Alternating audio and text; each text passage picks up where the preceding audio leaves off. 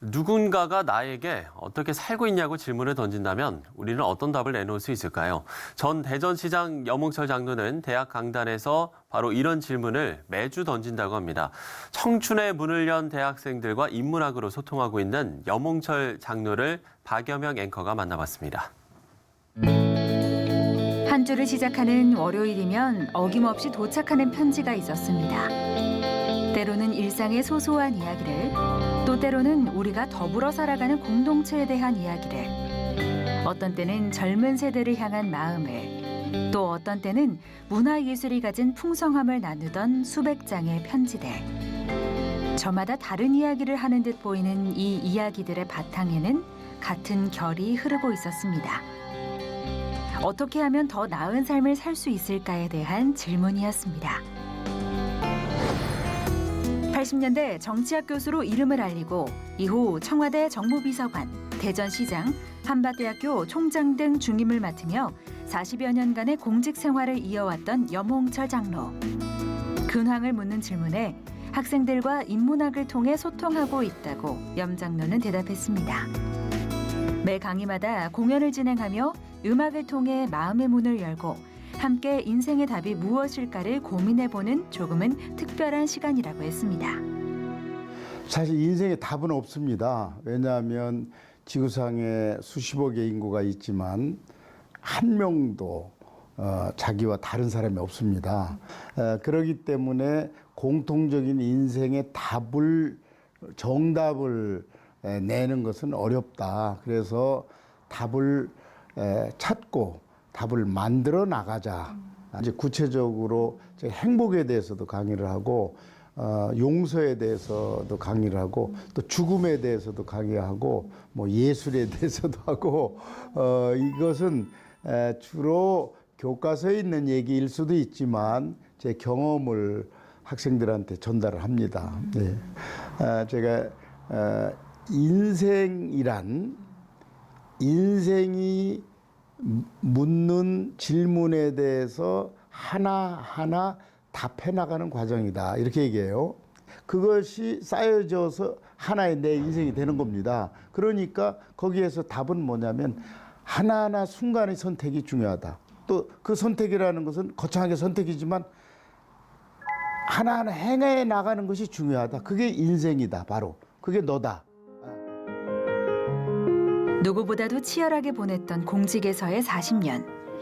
인문학을 통해 이 시대의 젊은이들과 어떻게 살아갈지에 대해 질문을 던지고 고민을 하는 과정을 시작하게 된 것도 어쩌면 거침없이 살아온 한 사람이 삶의 걸음을 늦추고서야 비로소 이전에는 미처 보지 못했던 것들이 있었다는 사실을 깨달았기 때문일 겁니다.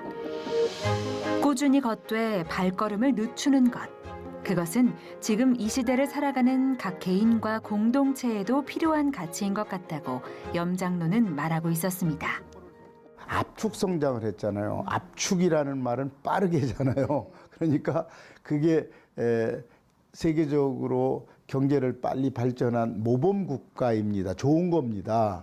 근데 지금은 천천히 이어야 됩니다. 그래서 저 인생도 그동안에 열심히 살았죠. 그래서 목표가 100% 달성이 아니라 어느 건 120% 달성하려고 노력했는데 그러면서 성과는 냈을지 모르지만 삶이 그렇게 바람직하지는 않았다. 이렇게 말할 수 있어요. 돌이켜보시면. 그러니까 시인들이 올라갈 때 꽃이나 나무를 못 보고 산에 올라갔는데 내려올 때는 보았다는, 꽃도 보고 나무도 보고 풀도 보고 뭐 그런 시가 있듯이 천천히라고 하는 것은 저에 대한 반성이고 빨리 달리면서 발생하는 그 삭막함이라든지 또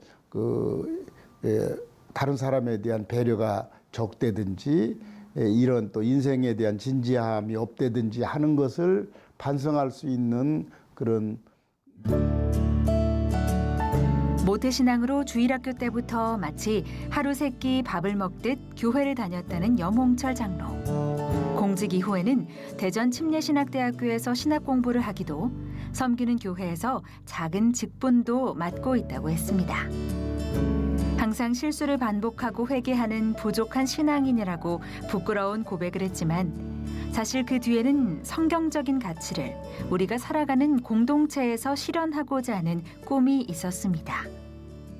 사실은 공직을 하면서 종교를 강조하면 또 다른 갈등이 생겨요.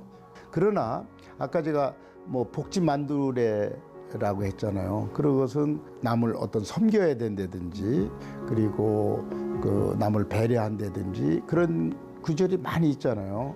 예, 그러니까 그게 성경의 정신이기도 하다. 다른 종교에도 배치는 안 되지만 저는 정책을 입안하면서 그 어떤 성경에 부합된다라는 것을 염두에 두면서 스스로 어떤 신앙적인 만족을 얻었다 이렇게 얘기할 수 있습니다. 사람이 가장 아름다운 순간은 타인을 위해 마음에서 우러나는 선한 행동을 할 때라고 말하는 염홍철 장로. 길을 가다가 아이가 넘어져서 울고 있으면 기꺼이 달려가 아이를 일으켜주고 옷을 털어주는 선한 존재. 선한 토막기사 하나에도 왈칵 눈물을 쏟을 수 있는 마음 약한 존재. 그 선한 이들이 서로 돕고 함께 웃을 때 조금 더 좋은 세상이 오리라는 믿음. 그 믿음을 가지고 염홍철 장로는 오늘도 아침마다 편지를 보내고 있었습니다.